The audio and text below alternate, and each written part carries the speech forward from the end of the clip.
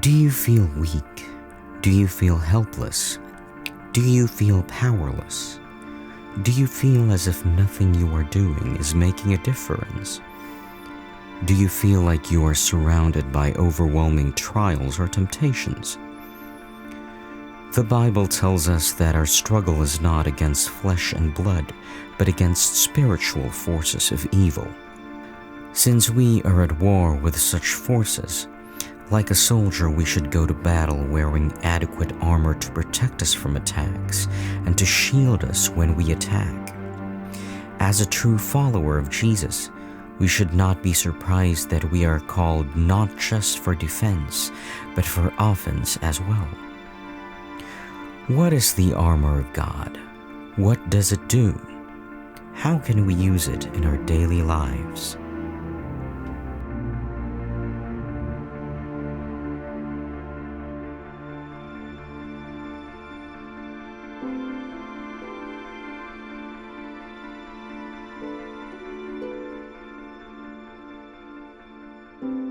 A soldier's breastplate protects the most vital organs of the body: heart, lungs, liver, kidneys, stomach, and others.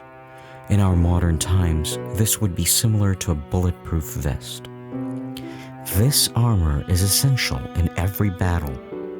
Without it, a soldier's chances of dying increase, his fear of the battle increases, and his effectiveness diminished.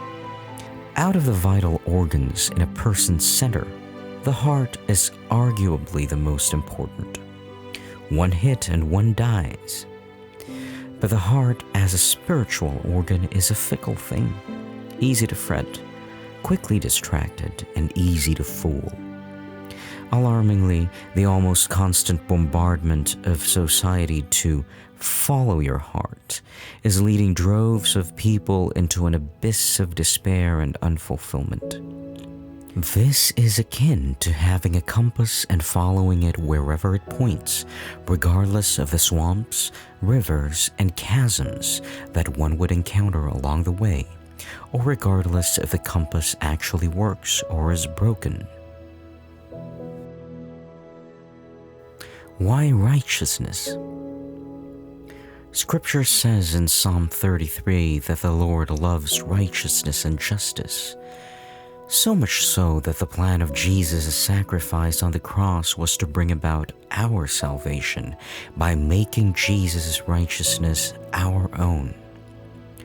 What is true righteousness? Jesus gave a sobering warning when he said that we will never enter the kingdom of heaven unless our righteousness exceeds that of the scribes and Pharisees in Matthew 5 verse 20. The scribes and the Pharisees were people who followed God's law to the letter, tithing not only from what they have earned, but even from the smallest herbs in their home. The problem, though, as Jesus said, was that they cared more for external piety or how they looked towards other people more than the true state of their hearts. The many falls of church leaders who live double lives, acting pious and spiritual on stage, but having a morally corrupt life in private, is indicative of this Pharisaic form of righteousness. A mark of a true follower of Jesus is the love and pursuit of righteousness, not only when other people are watching, but more so in times when one is alone. The combination of trusting in Jesus' sacrifice and living a life that is true and pleasing to God is the type of righteousness that is good, solid armor, protecting the heart from the accusations and lies of the evil one, and preventing the heart from being manipulated in its fickleness and exploited in battle.